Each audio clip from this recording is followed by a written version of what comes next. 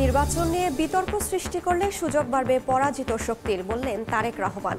গণতন্ত্রের বাইরে ভিন্ন উদ্দেশ্য থাকলে ভালো হবে না ফল, হুঁশিয়ারি বিএনপি নেতাদের। ফ্যাসিস্ট আওয়ামী লীগের সঙ্গে মিলে যাচ্ছে বিএনপির ভাষা, মন্তব্য হান্নান মাসউদের। আরেকটি 1-11 তৈরির শঙ্কা দেখছেন না উপদেষ্টা মাহফুজ।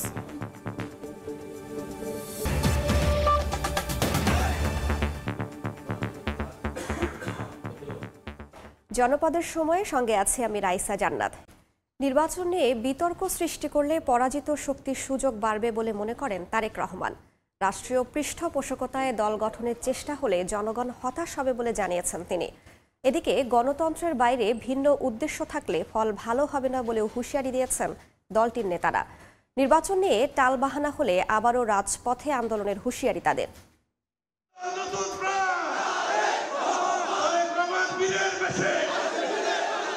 সারা দেশ থেকে এসেছেন শিক্ষাঙ্গনের সব অভিভাবক, এক হয়েছেন প্রীতি সমাবেশে।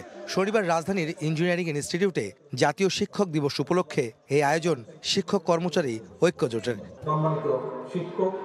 প্রধান অতিথি হিসেবে ভার্চুয়ালি যুক্ত হন বিএনপির ভারপ্রাপ্ত চেয়ারম্যান তারেক রহমান। শিক্ষা সংশ্লিষ্ট বক্তব্যের মাঝে গুরুত্ব পায় রাজনৈতিক ইস্যু। তারেক রহমান বলেন, সংস্কার ও নির্বাচন দুটোর পক্ষেই বিএনপি। এ নিয়ে কূটতর্ক করলে সুযোগ নিতে পারে পরাজিত শক্তি। যে গুণগত পরিবর্তন, রাজনীতির ভিতরে যে পরিবর্তন, সেটিকে যদি করতে না পারি তাহলে হয়তো কোনো কিছুই বাস্তবায়ন করা সম্ভব নয়। সরকার বাজার সিন্ডিকেট নিয়ন্ত্রণ করতে না পারায় হতাশা প্রকাশ করেন তারেক রহমান। বলেন, রাষ্ট্রীয় পৃষ্ঠপোষকতায় নতুন দল গঠন হলে জনমনে প্রশ্ন উঠবে, কিভাবে বাজার সিন্ডিকেট ভেঙে দ্রব্যমূল্য জনগণের হাতের নাগালে রাখা যায়, জনগণের জানমালের নিরাপত্তা নিশ্চিত করা যায়। অন্তর্বর্তীকালীন সরকারের সামনে অগ্রাধিকারের তালিকায় এই বিষয়গুলো থাকা অত্যন্ত জরুরি। একই অনুষ্ঠানে নির্বাচন নিয়ে টালবাহানা হলে আবারও রাজপথে আন্দোলনে নামার হুঁশিয়ারি দেন গয়েশ্বরচন্দ্র রায়। আমরা অপেক্ষা করছি, মনে হয় আন্দোলনটা চলমান।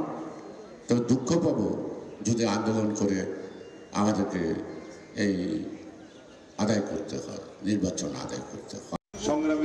এদিকে আলাদা আয়োজনে দলটির নেতারা বলেন, গণতন্ত্রের বাইরে সরকারের ভিন্ন উদ্দেশ্য থাকলে তার ফল ভালো হবে না। সরকারের সঙ্গে সখ্য করে বিভিন্ন শক্তি বিএনপির ভাবমূর্তি নষ্টের চেষ্টা করছে বলেও অভিযোগ তাদের। মঈনুদ্দিন ফখরুদ্দিনের সময়ও আমরা দেখেছি যে আগে স্থানীয় সরকার নির্বাচন দিয়েছে। তো যদি এগুলোরই পরিবর্তন পুনরাবৃত্তি হয়, তাহলে তো এই সরকারকেই মনে হচ্ছে যে তারা 1-11-এর একটি ছায়া। অন্তর্বর্তী সরকারের ওপর 11-র ছায়া রয়েছে বলে অভিযোগ বিএনপি নেতাদের। আহমেদ সালেহিন, সময় সংবাদ, ঢাকা। ফ্যাসিস্ট আওয়ামী লীগের সঙ্গে মিলে যাচ্ছে বিএনপির ভাষা, ফ্যাসিবাদের নতুন চরিত্র দেখছে দেশ। বিকেলে রাজধানীর কারওয়ান বাজারে এক অনুষ্ঠানে এ মন্তব্য করেন বৈষম্য বিরোধী ছাত্র আন্দোলনের মুখ্য সমন্বয়ক আব্দুল হান্নান মাসউদ। আপনাদের ভাষার সাথে আওয়ামী লীগের ভাষা মিলে যাচ্ছে। আপনাদের লক্ষ্য উদ্দেশ্যের সাথে দিল্লির দালালদের লক্ষ্য উদ্দেশ্য মিলে যাচ্ছে। সেই চাঁদাবাজি আওয়ামী লীগ করত, এখন আপনারা সেই চাঁদাবাজির হাত হস্তান্তর করে নিজেদের হাতে নিয়েছেন। নতুন করে 1-11 তৈরির শঙ্কা নেই বলে জানিয়েছেন উপদেষ্টা মাহফুজ আলম। বিকেলে লক্ষ্মীপুরের রামগঞ্জ সরকারি কলেজ মাঠে নাগরিক সংবর্ধনা অনুষ্ঠানে একথা বলেন তিনি।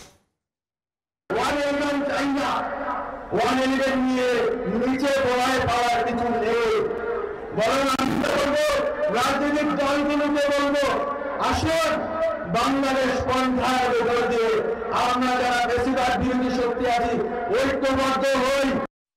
ভারতের বেঙ্গালুরুতে 28 বছর বয়সী এক বাংলাদেশি নারীকে ধর্ষণের পর হত্যার ঘটনার কথা জানিয়েছে দেশটির পুলিশ। স্থানীয় গণমাধ্যমগুলো জানিয়েছে, শুক্রবার সকালে রামমূর্তি নগরের কলকেরে লেকের কাছ থেকে পুলিশ ওই নারীর মরদেহ উদ্ধার করে।